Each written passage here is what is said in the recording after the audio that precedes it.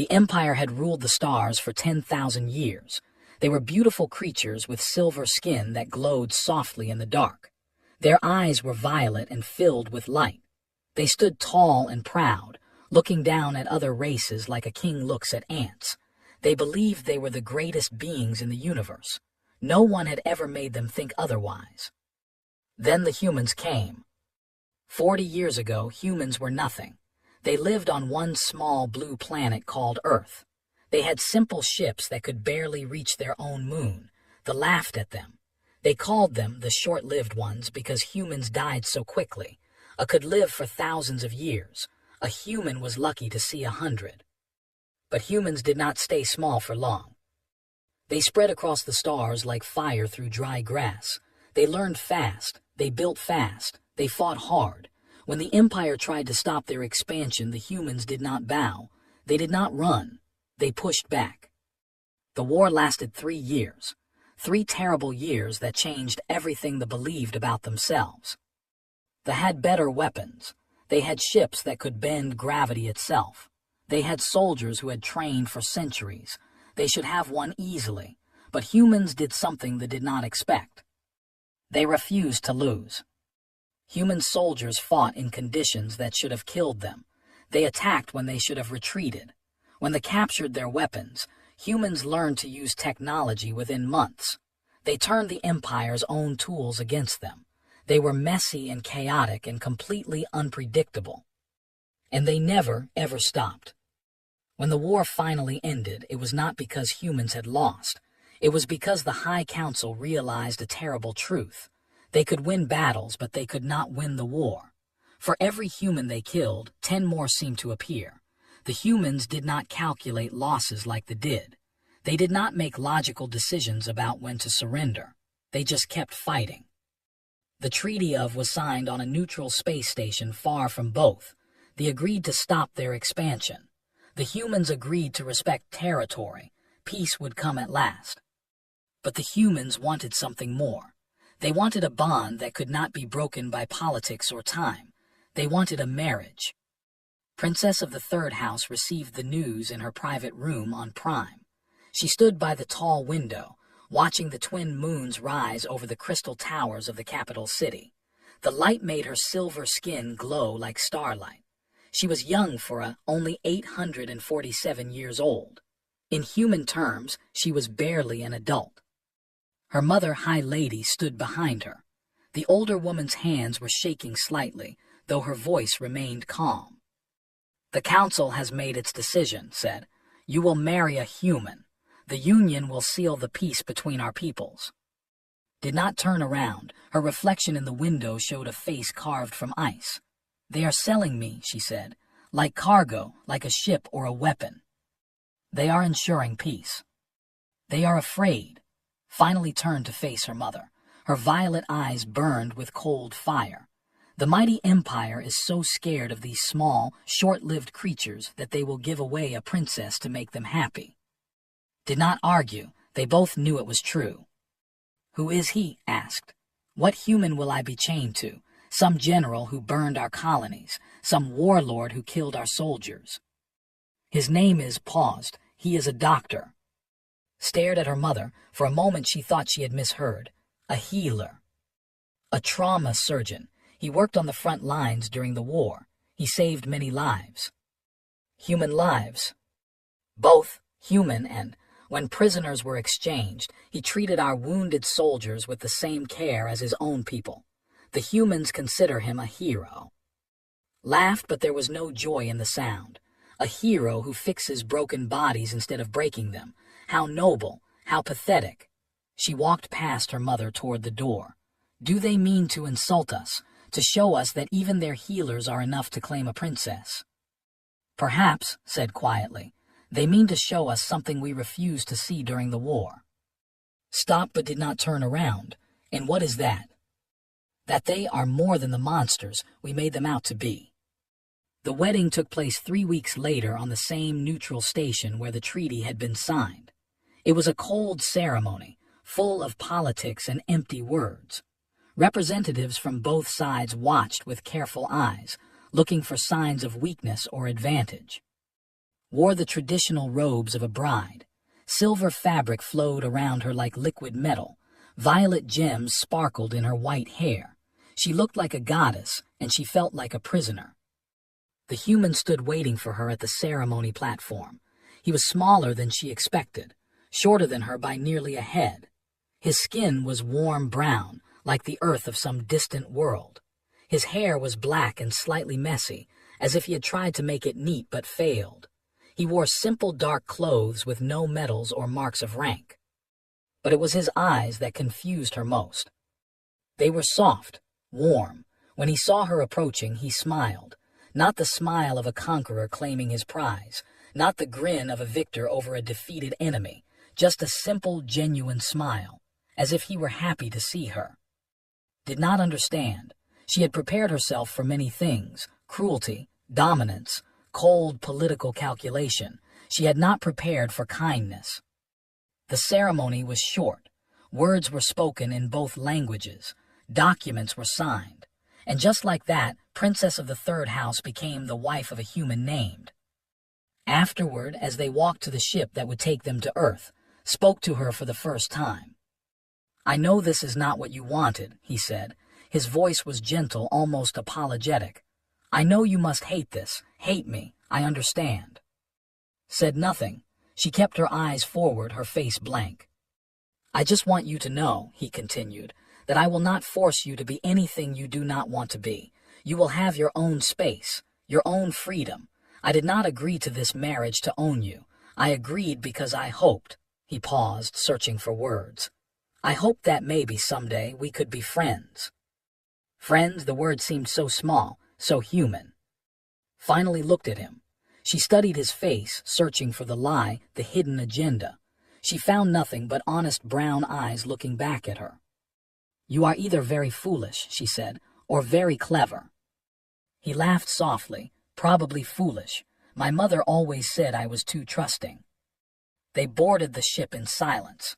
This new life was beginning, and she had no idea what it would bring. She only knew that she would survive it. She was a princess, and she would not let these humans break her, no matter how kind they pretended to be. The ship that carried to Earth was called the Evergreen. She had expected a warship. She had imagined dark metal corridors and weapons hanging on every wall. She had prepared herself for a vessel built for death. Instead, she found a garden. Plants grew everywhere on the Evergreen. Vines climbed up the walls. Flowers bloomed in corners. Small trees stood in the hallways, their leaves brushing against passing crew members. Even the observation deck had plants growing behind protective glass, reaching toward the stars as if trying to touch them. Walked through the corridors in stunned silence on her first day aboard. She had never seen anything like it. Ships were clean and cold, all white metal and perfect lines. This ship was alive. It breathed. It smelled of earth and growing things. "We spent 3 years in metal boxes," explained when he noticed her staring at a flowering vine. 3 years of war, 3 years of death. When it was over, the crew voted to fill every empty space with living things. He reached out and gently touched a leaf, a reminder of what we were fighting for, a reminder of life. Said nothing. She would not give him the satisfaction of showing her surprise. Their quarters were large enough to be comfortable but small enough to force closeness, had divided the space carefully. Her room was on one side, his on the other. A shared living area sat between them. He showed her the arrangement on the first night. "Your space is yours," he said. "I will never enter without permission, I promise." She believed him. She was not sure why, but she did. The journey to Earth would take 2 months, filled her days with reading and exercise. She practiced with her gravity blade in the cargo hold, dancing through forms that her teachers had drilled into her for centuries. She read literature and history, reminding herself of who she was and where she came from. She tried very hard not to notice. But he was always there, quiet, undemanding. He read medical journals for hours, taking notes in a small book. He tended to a tiny herb garden he had brought aboard, watering the plants each morning with careful attention. Sometimes he hummed to himself while cooking strange melodies in languages did not recognize. He never asked anything of her. He never demanded her company. He simply existed in the same space, like a gentle background noise that she could not ignore no matter how hard she tried.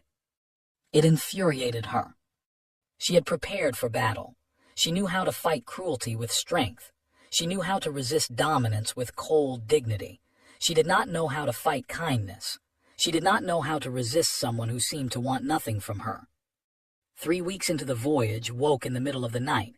A sound had pulled her from sleep, soft, broken. She lay in the darkness, listening. Someone was crying.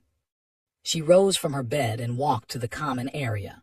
The room was dark except for a soft blue glow from a holographic display. Sat on the floor in front of it, his knees pulled to his chest. His face was wet with tears. The display showed images of a battlefield. Bodies lay scattered across burned earth. Some wore human uniforms, others wore armor. All of them were still. All of them were dead. Noticed her standing in the doorway. He quickly wiped his face, shame flooding his expression. "I am sorry," he said. "I did not mean to wake you. Some nights I cannot sleep. I see their faces, the ones I could not save." He gestured at the display.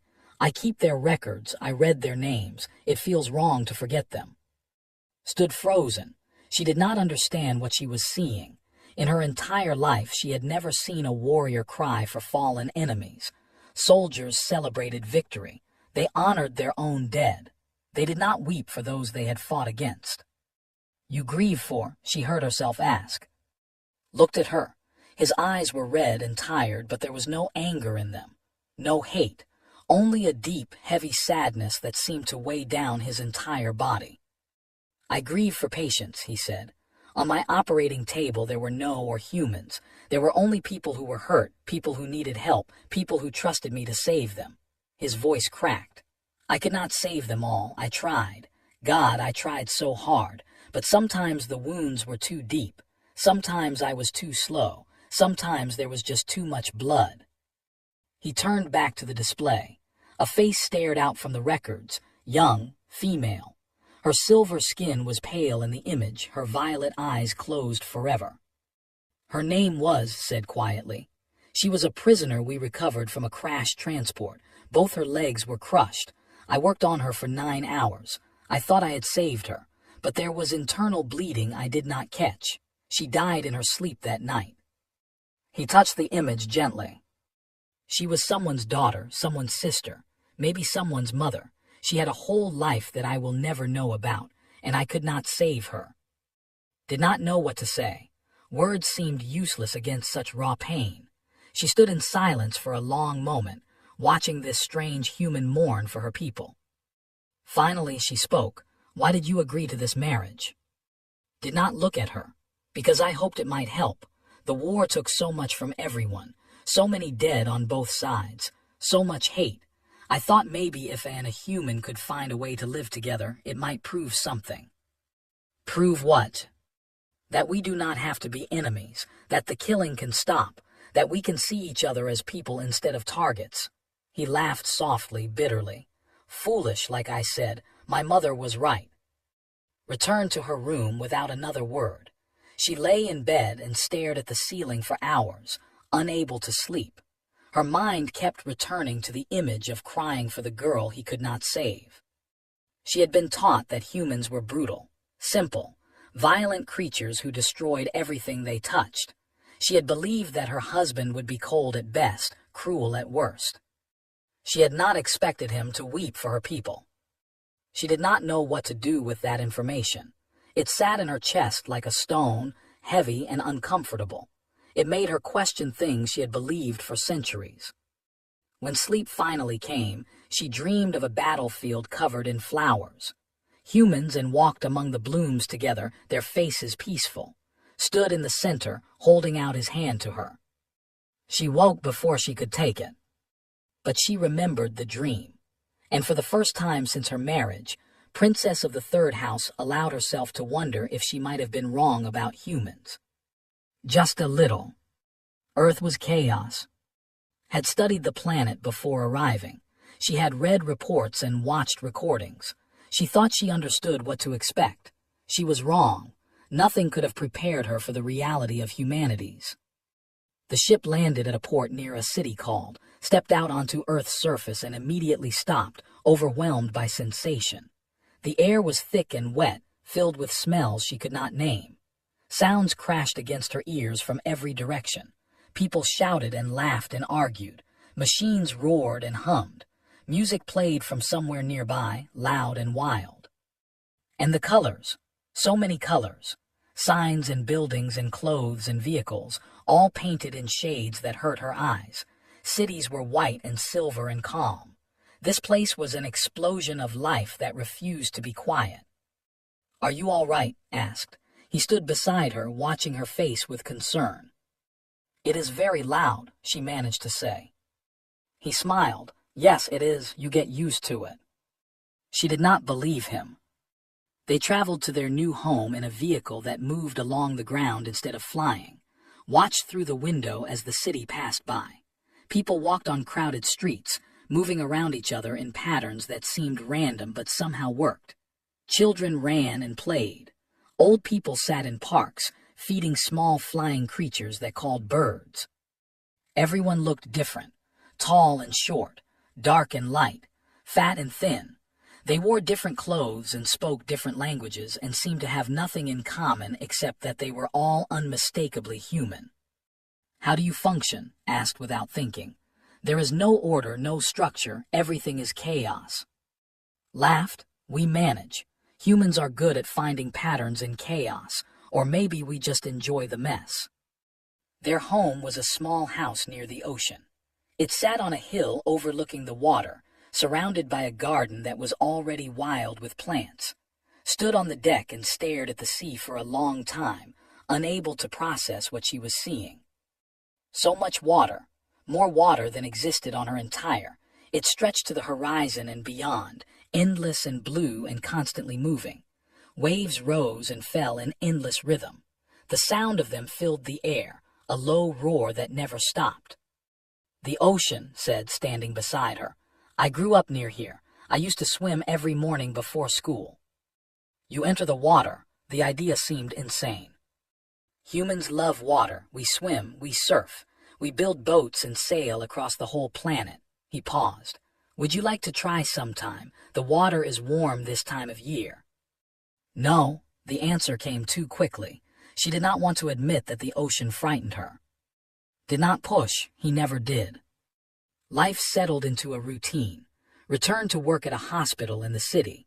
He left early each morning and often came home late at night, tired but somehow still smiling.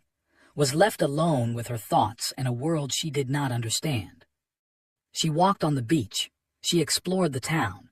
She learned to use the strange devices humans relied on for everything. Slowly, carefully, she began to study her new home. The food was her first great challenge. Humans ate things that attacked the senses. Hot and spicy and sour and sweet, often all at once. The first time's mother brought dinner, took one bite of something red and felt her entire mouth catch fire. Her eyes watered. Her throat burned. She reached desperately for water while his mother tried not to laugh. "That is kimchi," the old woman said. Her name was, and she was small and round and had the same warm eyes as her son. "Very good for health, makes you strong." "It is trying to kill me," gasped. "That is how you know it is working." Came to visit often. She brought food and stories and an endless supply of advice that did not ask for. She taught to cook human dishes, guiding her hands through unfamiliar motions. She talked about as a child, sharing embarrassing stories that made him blush and protest. "He was always bringing home broken things," said one afternoon while they prepared dinner together. "Injured birds, lost animals. Once he found a dog with 3 legs and kept it for 10 years. She smiled at the memory. Always trying to fix what was hurt, always believing he could make things better. Listened without comment, but she thought about those words later, alone in her room. The months passed, began to learn the human language more deeply. She read their books and watched their entertainment. She discovered poetry that spoke of love and loss with such intensity that it made her chest ache. She found music that could make her feel things she had no words for. Humans felt everything so strongly. They laughed until they cried. They cried until they laughed. They fought with their friends and forgave their enemies. They fell in love with strangers and died for people they barely knew. It was exhausting to watch. It was terrifying. It was also, she slowly realized, beautiful. Then came the night got sick. Her body did not recognize Earth's tiny creatures. A virus slipped past her defenses and struck hard. Her fever climbed dangerously high. She lay in bed, shaking and sweating, unable to stand. Found her when he came home from work. He checked her temperature and his face went pale. "You need a hospital," he said. "No," the word came out weak but firm. "No hospitals, not surrounded by humans, not helpless." He understood. He did not argue. Instead, he pulled a chair next to her bed and sat down. He stayed there for 2 days. He monitored her temperature every hour. He gave her medicine and water and cool cloths for her forehead. When the fever made her see things that were not there, he held her hand and talked to her in a calm, steady voice. He told her about his childhood, about medical school, about the patients who had changed his life. He talked until she fell asleep, and he was still talking when she woke up. He did not sleep. For 2 days he sat beside her and kept watch. When the fever finally broke, opened her eyes to find him slumped in the chair, finally unconscious. Dark circles ringed his eyes. His clothes were wrinkled and stained. He looked terrible. He had never looked more beautiful to her. "Why?" she whispered when he woke. "Why did you do this? I am nothing to you. I am a stranger you were forced to marry." He looked at her with those soft, tired eyes. "You are my wife," he said simply. "You are a person who needed help. Does there need to be another reason?" Stared at him. She searched for words and found none. Something inside her had changed. The wall around her heart had cracked, and she did not know how to repair it. She was not even sure she wanted to. For the first time in 847 years, Princess of the Third House was truly afraid. Not of this human. Of herself. 2 years passed on Earth. 2 years of small moments that slowly built into something larger. 2 years of shared meals and quiet evenings and conversations that stretched into the night. Did not realize how much had changed until the morning the message arrived. She was sitting on the deck, watching the sunrise over the ocean. This had become her favorite time of day. The sky turned pink and gold, and the water reflected the colors like a living mirror. Sometimes would join her before work, and they would sit in comfortable silence, drinking the bitter brown liquid humans called coffee. But this morning was still asleep, was alone when her communication device lit up with a signal from Prime. She read the message 3 times before the words made sense. The Empress was dead. His grandmother, the woman who had ruled the empire for 3,000 years, had been murdered in her sleep. A coup had placed Uncle, Lord, on the throne. The new emperor had declared the marriage treaty void. All relations with humanity were severed. And Princess of the Third House was declared a traitor to her people. The message ended with a single sentence that turned her blood cold. 3 warships were already traveling toward Earth. They would arrive within the week to collect her. Sat very still for a long time. The sunrise continued, indifferent to her world falling apart. The waves kept rolling against the shore. Birds sang in the garden. Life went on as if nothing had changed. But everything had changed. She heard footsteps behind her, walked onto the deck, still sleepy, holding 2 cups of coffee. He stopped when he saw her face. "What happened?" he asked. She told him. The words came out flat and empty, as if she were reading a report about someone else. The coup, the betrayal, the ships coming to take her back. His face went pale. The cups trembled in his hands. "What will they do to you?" he asked quietly. "Execute me, most likely. My uncle has wanted me dead for centuries. Now he has the power to make it happen." Silence fell between them. The coffee grew cold, untouched. stood up and walked inside. She went to her room and began pulling out clothes, folding them neatly, placing them in a bag. Her movements were mechanical, automatic. Followed her, he stood in the doorway watching. "What are you doing?" he asked. "Packing. I will surrender myself to the fleet when they arrive. If I go willingly, they may spare your planet. My uncle wants me, not humanity. He might accept my life as payment for the insult of this marriage." "He will kill you." "Probably." She did not look at him, could not look at him. If she saw his face, she might lose her courage. "But you will live. Your people will live. That is an acceptable trade." "Acceptable?" His voice cracked. "Please look at me." She kept folding clothes.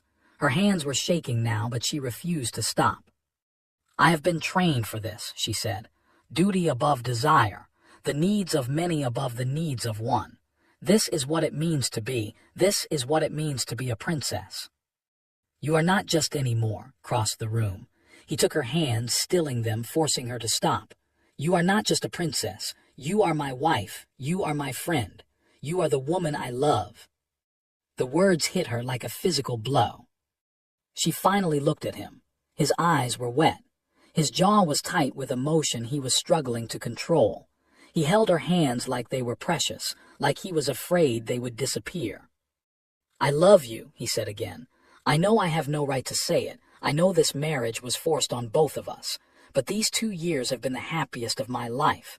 Watching you discover Earth, seeing you learn to laugh, having you beside me in the morning and beside me at night." His voice broke. "I love you. Please do not leave me." She wanted to pull away. She wanted to be cold and strong and unmoved.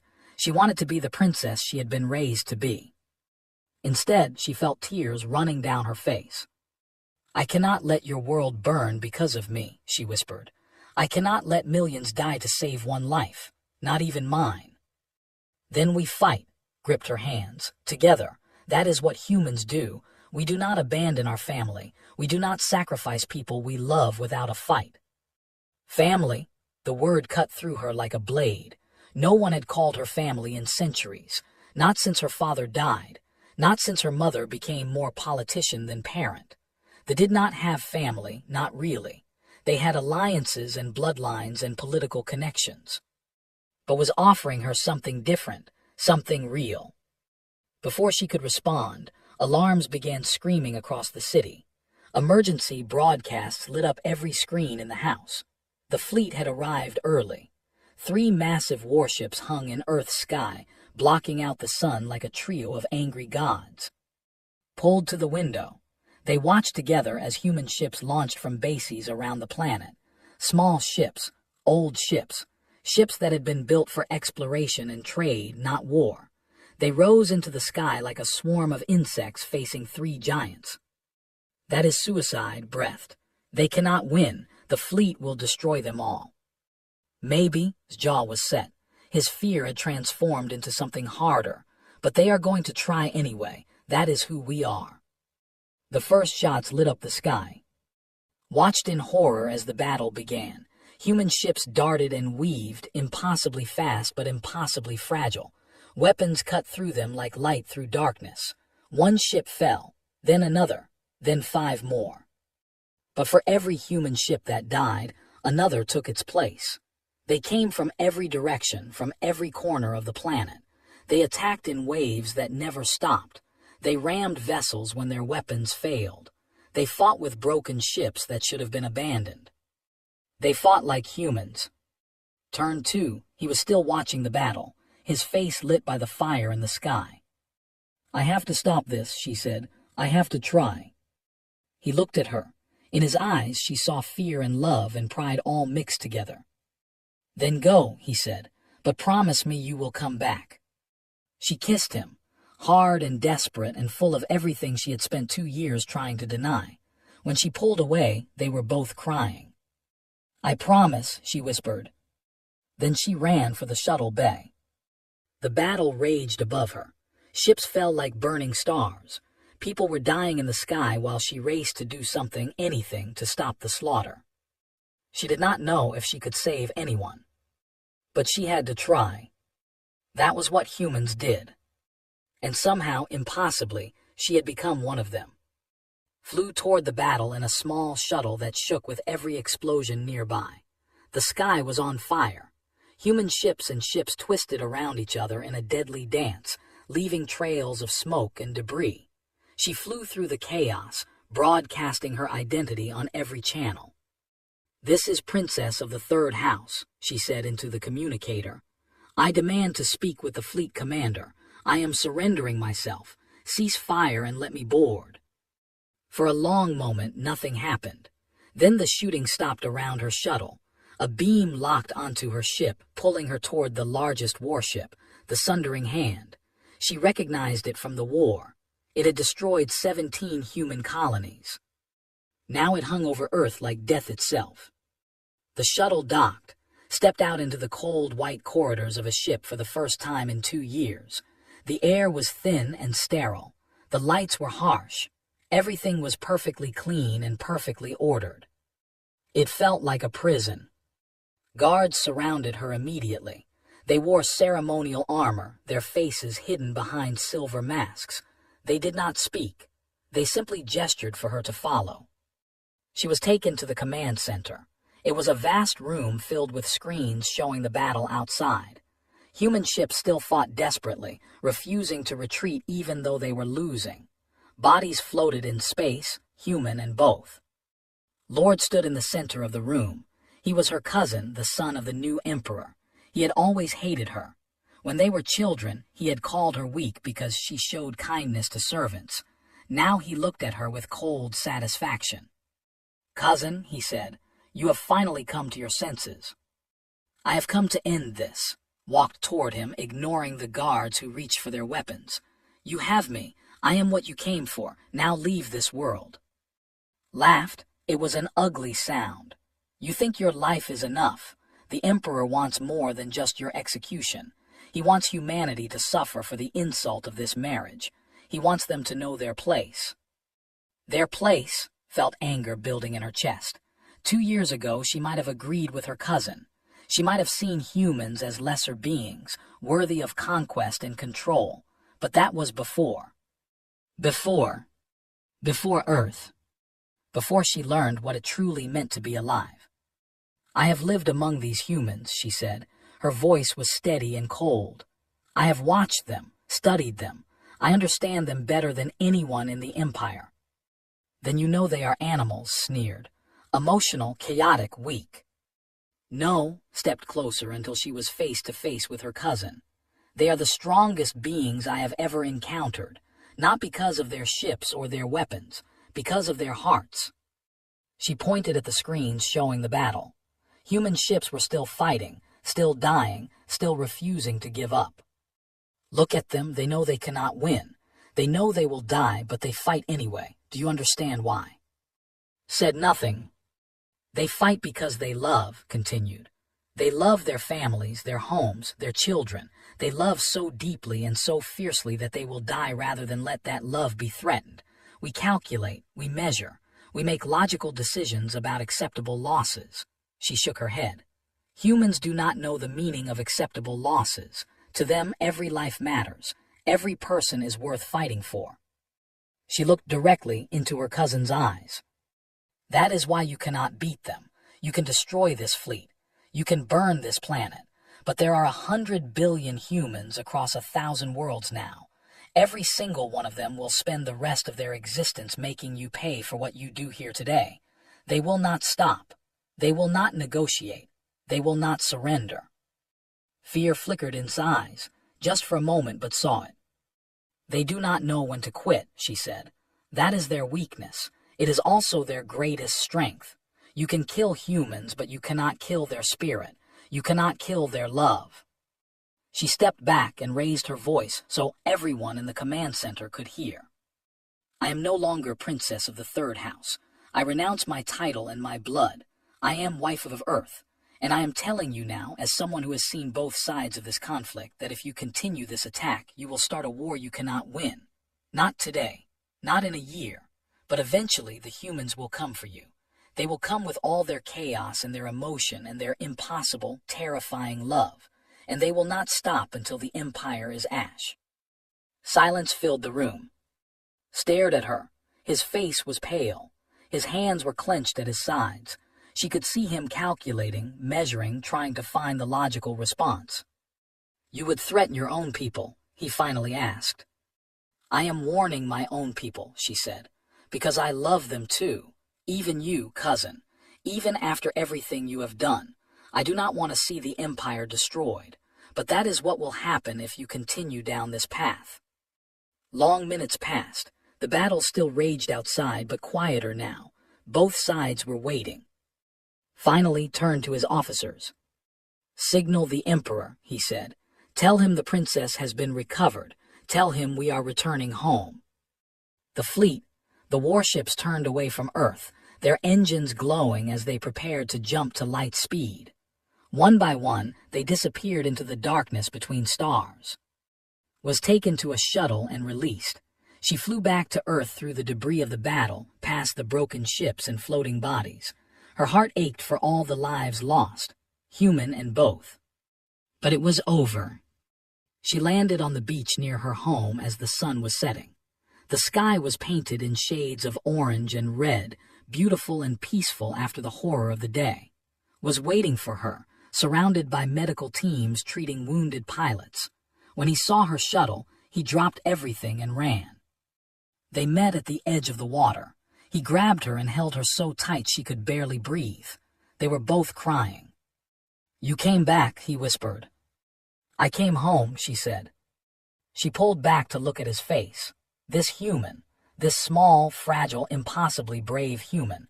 She had spent 2 years trying to understand him. Now she finally did. "I understand now," she said. "What I felt when I first came here, the anger, the fear, the resistance. It was not because I hated humans. It was because I was terrified of becoming one. And now..." She smiled. It felt strange on her face. She had not smiled like this in centuries. "Now I understand why you fight so hard. You have such short lives, so few years to love and laugh and live. But you fill those years with so much feeling, so much passion. It makes you brave. It makes you impossible." She touched his face gently. "It makes you beautiful." He kissed her, soft and sweet and full of promise. Above them, the stars were coming out.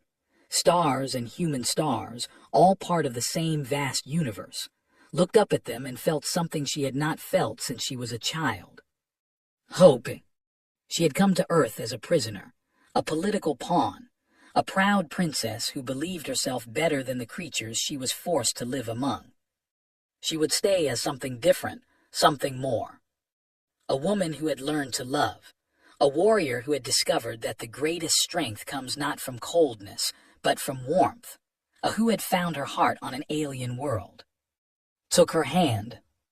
"What happens now?" he asked. Looked at the ocean, the sunset, the man beside her. She thought about everything she had lost, her title, her family, her place in the empire. Then she thought about everything she had gained. "Now we live," she said, "together for as long as we have." He smiled. "That sounds perfect." They walked back toward their home as night fell over Earth. Behind them, the waves kept rolling against the shore, constant and eternal. Ahead of them stretched a future neither of them could predict.